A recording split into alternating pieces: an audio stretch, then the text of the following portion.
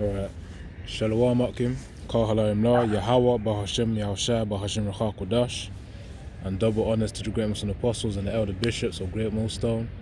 Yaratazah, that you find this video edifying and exhorting, and which, of course, edifying meaning to build up, exhorting meaning to encourage. And Yaratazah, this one's going to be a quick hitter, as I'm out here, in the hedges. So, as I named the video, it says tribulation means great suffering. And just to, of course, relay the context of this video, I'm going to get the definition of tribulation, the Google definition. So just bear with me, because of course in this truth, and Yaratazah, because we say Yahweh willing, because you can say something, but the other thing happens, man. Yaratazah, this one will be a quick one. Got some things to sort out, some chores. So, but anyways, fruit got to be produced, the work got to be done. Anyway, so definition of tribulation. Just hold on. Let me turn on my data. So tribulation, it says here in the Google definition, it says a cause of great trouble or suffering, a state of great trouble or suffering. So as which the precept, I'm gonna read it out, in a moment. Because of course in this truth we know that we go through various moments of suffering, man. Whether it be, of course, physical suffering, spiritual suffering, which of course we're all going through somehow, some way.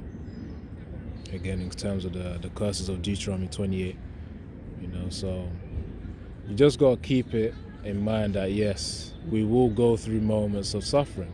And the reason why I say moments of suffering as well within this, within Esau's kingdom, is simply because of the fact that, the Most High has the power of balance. And of course, all these points that I'm talking about, I'm going to relay the precepts in time, just sometimes you got to warm up to the video as well and make sure things are clear, man.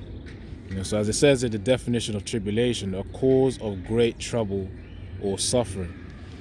So let me just get this precept, then I'm going to start talking.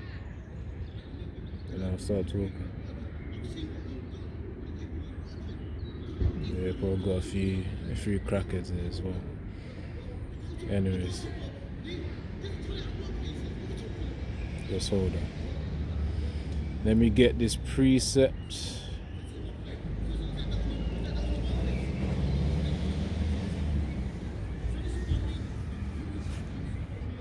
Yeah, you got Jake and Esau arguing. They look as though there could be a couple. Anyways, just hold on. Get this precept.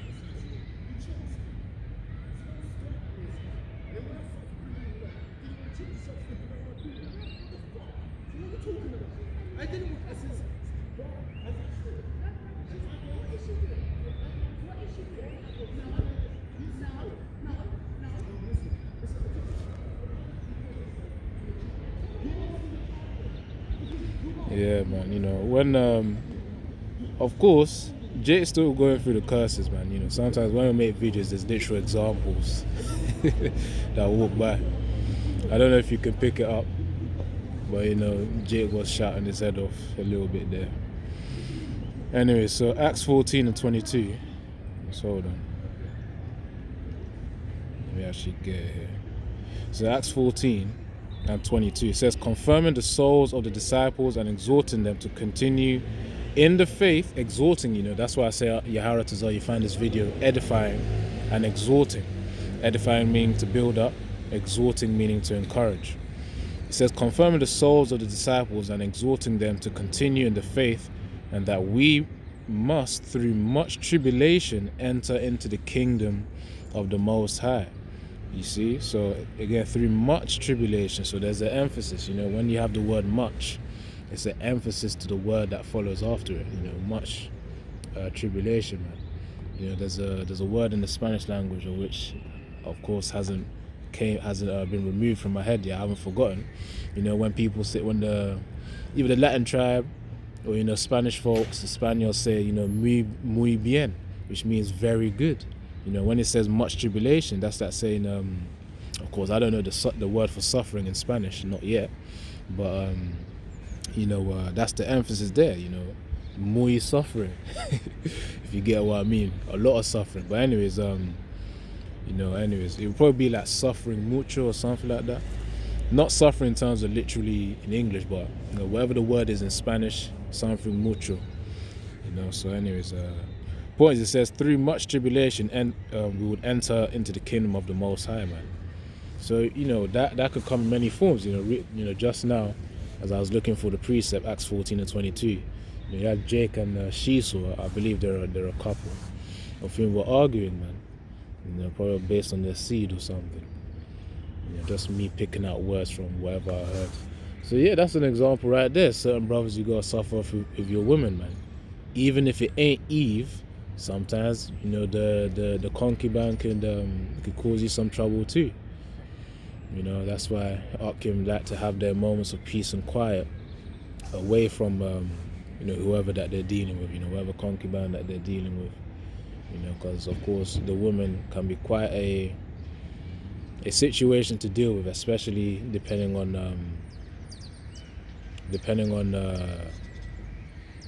well, I was gonna say depending on a woman, but really any woman, depending on what really the Most High gives you, as the scriptures say, who can find a virtuous woman, who can find that level of quality woman, which is quite tolerable for a man.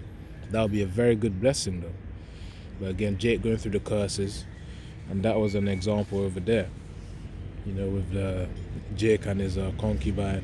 I say concubine because really, you're not supposed to marry the heathens, but of course, they could be married, or Jake could be dealing with as. To be fair, it sounded as though they were dealing with each other, because we know marriage is really through sex, so even they don't have to have the ring and certificate just to confirm the marriage. And so let me read it again, Acts 14 and 22, confirming the souls of the disciples and exhorting them to continue in the faith, and that we must, through much tribulation, enter into the kingdom of the Most High.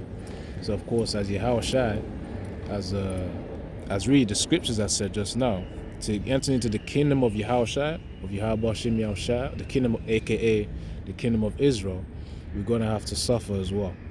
Now, of course, it's like when refining gold, refining silver, and he put it, I don't know if you can call I'm just calling the smiths, man, the smiths, whoever they are.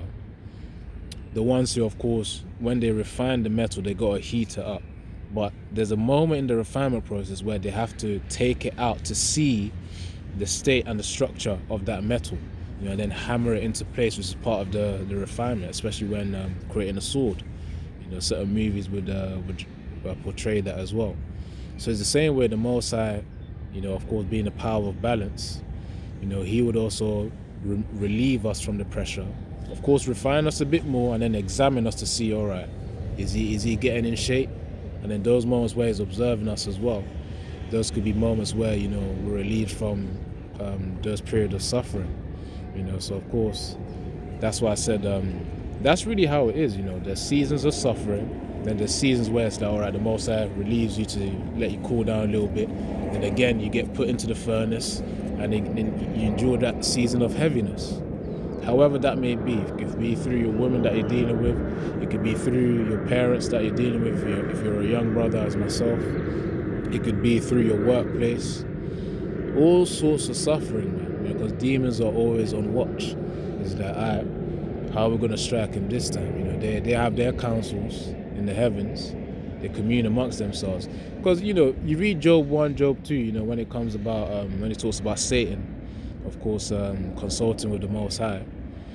Of course, within the left-hand side, there'll be demons under Satan consulting with Satan to see, all right, how are we going to strike that guy. And when I say that guy, I'm talking about the servants of Yahweh Shem Yahushua. That's us, because we're the ones who are aware. The ignorant ones, it's that, it's a quick do and go, man, because they ain't got nothing. 2/3 Jake in the world, it's easy work for them. But for those of us who are aware, when the thing is, when you have an enemy of whom is more aware than an enemy who's not that aware of how to defend themselves. Let's say you had an enemy, which we do have enemies, a whole load, as Psalms 83 says, where when you know the enemy knows how to defend themselves, of course you're going to keep your eye on that enemy who's a bit smarter, or not a bit smart, but way smarter than the one who's in ignorance, because you know the one who's in ignorance is easy work. That's why the eyes, even the eyes on the left hand side, are on us right now, because we're more aware.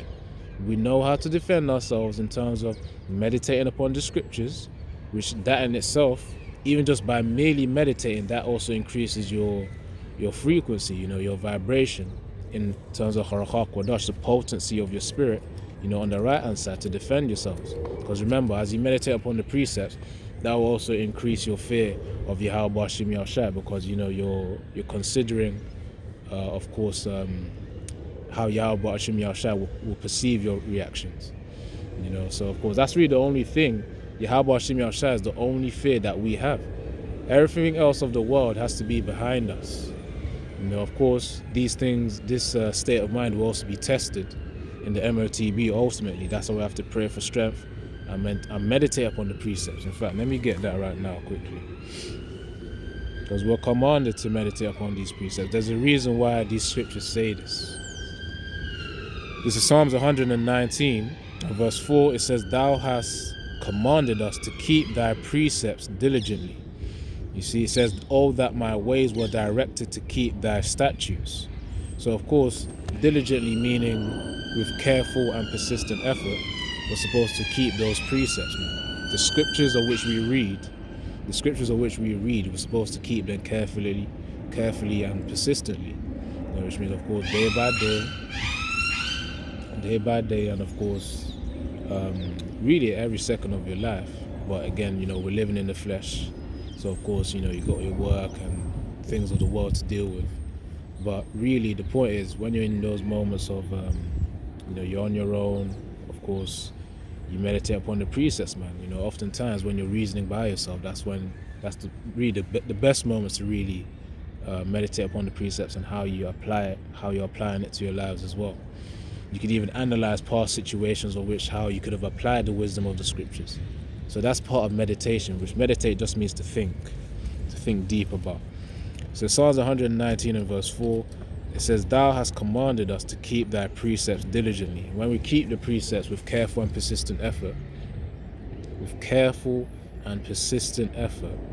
that is also spiritual defense as well. That's one of our mechanisms that we can use to defend against the left-hand side. Another way, as Yahushua said, when the disciples talked about why couldn't we cast the demon out of the individual, he said it's because of your lack of belief, because of your unbelief. So faith is essential. In fact, let me even get the Google definition of belief as well. We're gonna get raw here, man. We're gonna get down to the basics. Now let's see. What does it mean to believe? What does it mean to have a belief? Right, so belief here says in the Google definition, an acceptance that something exists or is true, especially one without proof. You see? Notice how Hebrews 11 also says it's the substance of things hoped for and the evidence of things not seen. So it's like an inner knowing. That's what a belief is. An inner knowing. Which, as I always like to say, the highest level of faith is to know something despite the lack of evidence thereof. That's the highest level. That's when the world will call us delusional, man, especially during the time of the MOTB. That time we're going to be casted into prison. That's going to be it. So anyways, Deuteronomy 28 and 20. Let me get this as well. So anyways, I was talking about mechanism. Yeah, so again, if you had an enemy of whom was more aware of how they can defend themselves against you, wouldn't your eyes be on them also? That's the thing. That's why, brothers are on top of things when it comes to how Esau Edom is, he tries to strike us in different manner of ways. Of course, you got the Jews, which they say, of course, those who have done their deep research, microbiologists, what do they call it, microscopists or something like that, probably messing up the names, but pretty much the ones who deal with virology in terms of viruses and whatnot. They said, that they're able to target certain races of people, man, which we know, of course, is pertaining to Jake, man. We know it's pertaining to Jake. So, again, let's get, let me get this, Deuteronomy 20 and 20. Because, going back to Tophet, we're here to suffer, as Apostle Gabar says. We're here to suffer, and it's true. We're here to go through that furnace of adversity, man. So, just go accept it. Walk with those demons. And when I say walk with those demons, just deal with it, man. You deal with it, if you pray about it, because sometimes certain demons are just for a season. Like sometimes I'll be thinking, damn, all right, if it be so that I have to endure through this to flipping, to the MOTB and pretty much to the very end, then I gotta deal with this thing, man. But then it's like after a few weeks or after a few months, Yahweh Shai literally removes the demon. Then I say Thal Shai for getting me through this, because certain things, it be a learning process for you, man. Certain demons are just there so that you can learn from. You always got to keep that in mind. It's not just just for you're paying your judgments, but also you're also there to learn from these afflictions, these sufferings. It's like, okay, the Most High Yahweh Shai puts this demon on you and see, okay, what's he gonna do now? Then he sees, all right, you suffered wrongfully. Okay, you've learned your lesson now. You're aware of this now. Okay, now try this one now. Can you endure through this physical affliction? And then he puts the spirit upon you to get through it. You got through it now. Okay, here's the next one. So it's like, after you go through your suffering, he examines you, which is like pulling out the metal out of the furnace and sees, all right, is it forming now into the structure? Is it malleable now? So that's a way of perceiving the adversity that we go through. The adversity is the fire, the spiritual fire that we have to endure through, the suffering, the pain that we have to endure through. Anyway, so curses are also part of it too.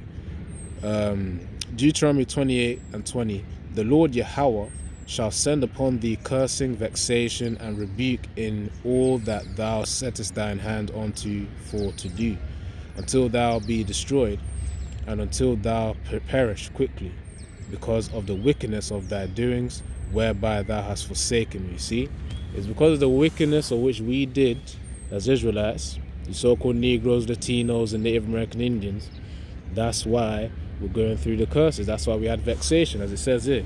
In the beginning it says, the Lord Yahweh shall send upon thee cursing, vexation, and rebuke in all that thou settest thine hand unto for to do. That's why when Jake, has a goal in mind, it seems as though there's, not seems, because it's the truth. Let me just say, it's you set your goal, you try and do something. Let's say either applying for a job or building a business, and then of course it's like Esau has a similar goal as well, either applying for jobs or building a business. But it's like he's got the easier route, like he's got less hurdles than you. That the reason why it feels that way, for those of you of the world, who may be new to this truth, the reason why it feels that way is because there's curses of which the Most High has put upon Jacob for a very good period of time. Well, till this day, really, until Esau's kingdom's down and out, the curses are still there because of the wickedness of which we did in our past lives. We all got to suffer through it. So somehow, some way, we got to pay for our wrongdoings. That's the thing. So that's why it feels as though there's hurdles. You got more hurdles than Esau either. If Esau, it's like, oh, how in the world did he do it faster than Jake, man? But fortunately, not to, of course, now that the reality is relayed, fortunately the tables are turning now, where Edomites are the ones of whom are getting more hurdles than us when it comes to achieving these things. I remember when Apostle Tahar, Elder Apostle Tahar, he uploaded a short, I think it was like 2 years ago or 1 year ago, I'm not sure, but You know, if you check the shorts on, I think it's on the channel GMS Declaring the End, that channel. Yeah, it should be on that one. But yeah, there was one where, you know, Esau was jealous, man, that Jake was, you know, I think earning more than him. You know, Esau showed that jealousy. So that is a sign in itself. You don't know what Jake had to do. You know, working hard, making an honest living, you know, doing, you know, not because not all Jakes out here, of course, especially the ones that are not, you know, famous and, you know, not known, that not on the higher echelons of society, are selling out, man. Some literally work hard, you know, make an honest business. It's like, all right, you know, face to face, you know, this is the value that I got. Do you want it? All right, cool. You know, you got the money for it, then that's a business right there. You know, the same way, you know, Jake back in the, you know, the 70s, 80s, 90s, you know, street selling, man, that's a little business too. So some Jakes just made an honest living, and then, you know, they grew from there. And Esau's jealous of that too. You know, in your own kingdom, your enemy is beating you. Because, of course, to us, we are the enemies of Esau, Edom too. Yeah, Yarat as well. Because, you know, just a little shower going on here, but it's not raining. It's not raining heavy. It's not raining, but it's cool. Through the spirit of Yahweh, Hashem Yeshua will persist. So anyway, so to us, to Esau, Edom, Jacob is the enemy to Esau. So that's why it's that he's jealous, man. That Jake be doing better than them in their own kingdom. Hence why he tries all these tactics to suppress Jacob and his natural salt. You know, because Esau ain't got no salt, man. But anyway, so that's the curses right there, man. It says, that's why, you know, but right now it's like the hurdles that were put on us, certain hurdles are now being shifted to Esau, Edom's lane. Imagine there are 2 lanes, 100-meter race, or let's say 800-meter race. To be fair, it doesn't really matter, but let's say 100-meter race. Let's say 800, let's say 800, you know, let's just say 800, and then we're being theoretical here. So, you know, I could do anything with theories. So 800-meter race, and you had hurdles as well. You know, before, you know, Jake had to run through a whole load of hurdles, but right now it's that now that we're entering the latter end of Esau's kingdom, the hurdles are being shifted more into Esau's lane. So he's the one who's struggling, but Jake, he's having less and less hurdles as we're going on. Now, of course, we've still got the hurdles, we've still got to suffer, but the tables are turning. That's the key phrase. The tables are turning. All right, let's get this right now. You see, sometimes in the spirit, you intend to do a 10 to 15 minute video, but now it's getting on to 23 minutes. All right, so tribulation means great suffering, man. Let me get the next precept. But yeah, Yarat Azar, you know, you're understanding what I'm saying. This should give a perspective to why certain things feel the way they feel. You know, because Jake in the world is that, why is this happening to me? Why is that happening to me? I just told you why. We're on the curses, that's why. Hence why certain things you gotta work harder than, or twice as hard, 3 times, 4 times as hard as Esau, Edom. But right now, Esau's the one who's gonna need to put in the work. So let's say before, Jake was putting like 4 times the work, and Esau was putting 1 times the work. And right now, Esau has to put 2 times the work, but Jake has to put like 3 times the work. You know, that's one way to think about it. And then over time, it will be a case where it's like Jake got to put 1 time the work, and then Esau's going to be putting 4 times the work. Then in the kingdom, Jake got to put 0 times the work, because we're the ones ruling by then, which is very soon, by the way. All right, let's get this. Yeah, just hold on.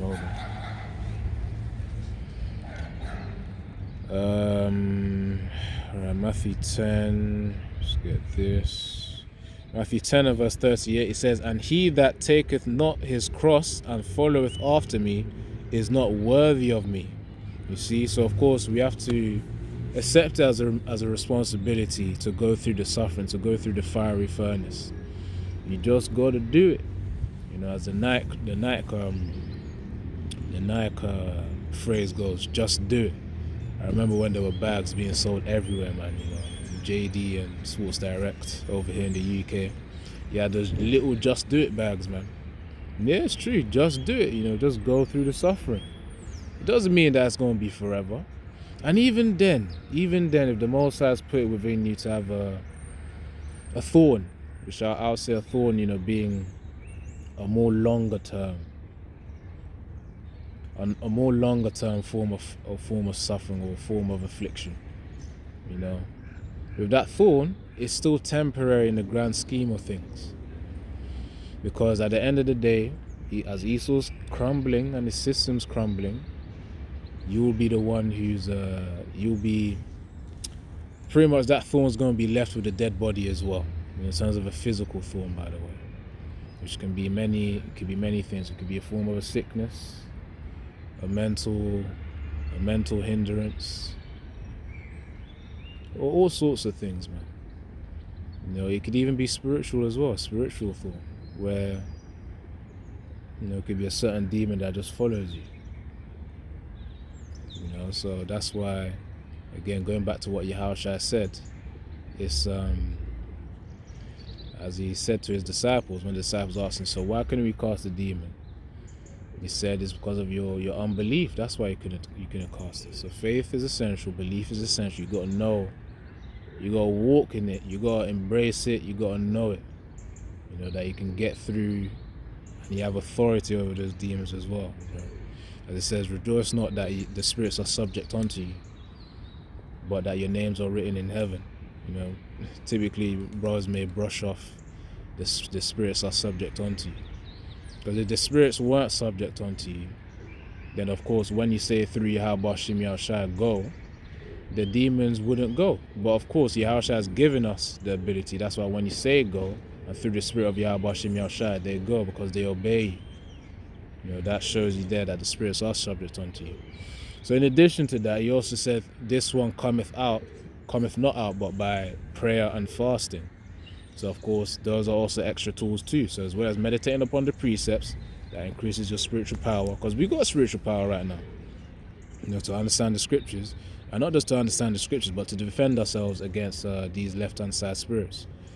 Whatever Esau tries to send on our end, there's a huge block and a back to sender, because the fact that, remember, we fear Yahweh Shem Yahushua, and we're the ones in authority here. So our power on the right hand side far surpasses Esau's power on the left hand side, and they know it. Anyways, and if they want to be willingly ignorant, they'll find out shortly, but they ain't got no choice. You're gonna know it either way. So Matthew 10 and verse 39 now, he that findeth his life shall lose it, and he that loseth his life for my sake, for Yahushua's sake, shall find it. And in fact, let me read in the NLT as well. Let me read verse 38 and 39. Because NLT, there are times we read it out, just to relay the information clearly. Now, Matthew 10 and 38 says, if you refuse to take up your cross and follow me, you are not worthy of being mine. So it's that you're forsaking responsibility. So our responsibility is to endure through the suffering that's been put upon us. And remember, the cross, it doesn't mean that it's just going to be one form. It can come in multiple forms. The point is, the cross is suffering. That's what it is. It's suffering. So you got to take up that responsibility, go through it. What did it say? Bite the what did they normally do? Hold up. Bite the handkerchief or something, and then endure through the pain, man. Bite the rope, whatever you gotta bite, because when you're going through some physical pain, like when there was a series I was watching, man, on Netflix. It's called The Night Agent, and I think one of the assassins, the killers, he got shot on the arm, man. And of course, when he went back to the hotel, he had to wrap something, put something in his mouth to chew on hard, as he was trying to deal with the pain, remove the bullet wound or something. So the same way, of course, as we got to go through the pain, we got to bite through whatever thing. We got to use what we got to use, to help us to endure through and accept that responsibility of suffering, man. So anyways, that's clear. Anyway, so it says in verse 39 in the NLT, Matthew 10 and 39, if you cling to your life, you will lose it, you see. But if you give up your life for me, you will find it. So of course, whatever lives that we are living in right now, the ultimate form to see whether you're committed to Yahweh Hashem Yeshua, see whether you're committed to that very word there, where it says if you cling to your life. The only reason why people cling to their lives is because they ain't got the fear of Yahweh Hashem Yeshua, nor do they have the conviction that Yahweh Hashem Yeshua will look after them. And that's why 2/3, there'll be a clear example, Zechariah 13 and verse 8, there'll be a clear example of Israelites clinging to their lives, but which is really a vanity, by the way, as it says in Ecclesiastes 2 or verse 3. I believe verse 3 and 2 and verse 17 and 2 and verse 11. Ecclesiastes 2 and 11, 2 and 17. Vanity and vexation of spirit. But it says here, but if you give up your life for me, you will find it. So of course, that ultimate form will be rejecting the MOTB, because that time there ain't gonna be no shelter. Well, your original shelter, because of course the so-called original shelter was the one that you were living in before the MOTB, which is the one that you're currently at wherever you are. So let's say the shelter there, or how you lived your life, that's all gonna have to be given up. Either you're gonna be as a pilgrim upon the earth, or you're gonna be as what's it called? You're gonna be in the prisons. That's how it's gonna be. So whatever the Most High's will is, that's what will happen, man. And then you gotta pray for the strength to endure through whatever situation that you're gonna have to go through. All right, let me wrap this video up with this precepts here.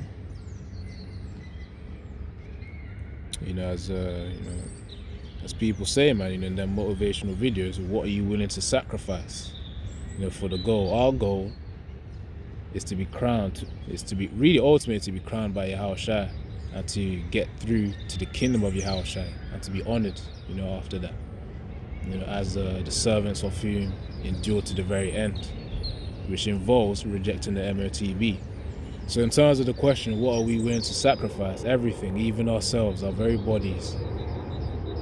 Because of course, one thing is saying it now, but then you got to visualize it. When the time comes, when Esau's going to put your head under that guillotine, or however, he's going to try and kill us, you got to visualize, all right, have I done what I need to do to please Yahweh Hashem Yeshua? Is the mission complete? That's what it comes down to. Then you meditate in that moment. If it be so that my body must die, I know I'm going to meet Yahweh wa Yahweh Shai, and I'm going to say I did my job. I ain't going to say it with conviction and confidence. Of course, as the scriptures say, our righteousness is as filthy rags, but we did something. Yahweh Hashem Yeshua did give us the spirit to do it. And of course we did what we were commanded according to the power we were given. So in that time, of course everything else that's external from us is one thing, but people tend to be scared when it comes to death. But for us, we don't really have the fear of death, because we know through the scriptures the spirit goes unto the Most High who gave it. Ecclesiastes 12 and verse 7. And the dust, which is this terrestrial body, goes to the earth. So it's like Esau trying to use the tactic of death or whatever, torture. Because remember, Most High can make anything happen. Nothing is impossible for Yahweh Hashem Yahshua. So you could have some torture devices, but you could be tickled, you could be laughing, you could not feel the pain. It could be painless for you. So remember, it doesn't mean that these things will be a must for it to happen when it comes to certain torture techniques being used. But again, if it be so that you must suffer it, we'll suffer it. I just know Yahweh will give you the strength to do so. There's no doubts, there's no what if. Yahweh will give you the strength to do so. That's the point. Anyways, I'm gonna end off there. Let's see. One more. And I'm gonna wrap it up there. Proverbs 20 and 23. They're gonna call us psychos in those days, man. Well, the thing is, we're not really psychos in terms of being mentally ill. It seems so, but we're not. we just have a deep level of conviction to serve Yahweh Bashim Yahushua at no matter the cost. You know, and we're good. We'll be good. 'Cause at the end of the day, that's the thing, man. All these like food, shelter, you know, externals, all it is just a hindrance at the end of the day.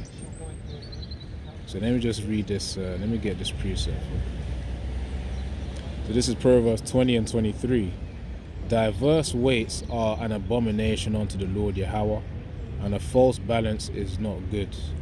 So of course, with all the suffering we've been going through, you gotta remember the positives as well. Yes, the sufferings bring the reality of the situation.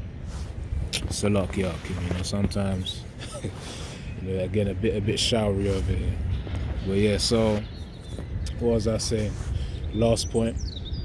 You know, yeah, suffering brings the reality of the situation. The pressure is there, but we get through it. Hence why the Most High gives us seasons of suffering to be like, okay, just go through this, go through the pressure. Let's examine you. Are you still malleable? You know, we're being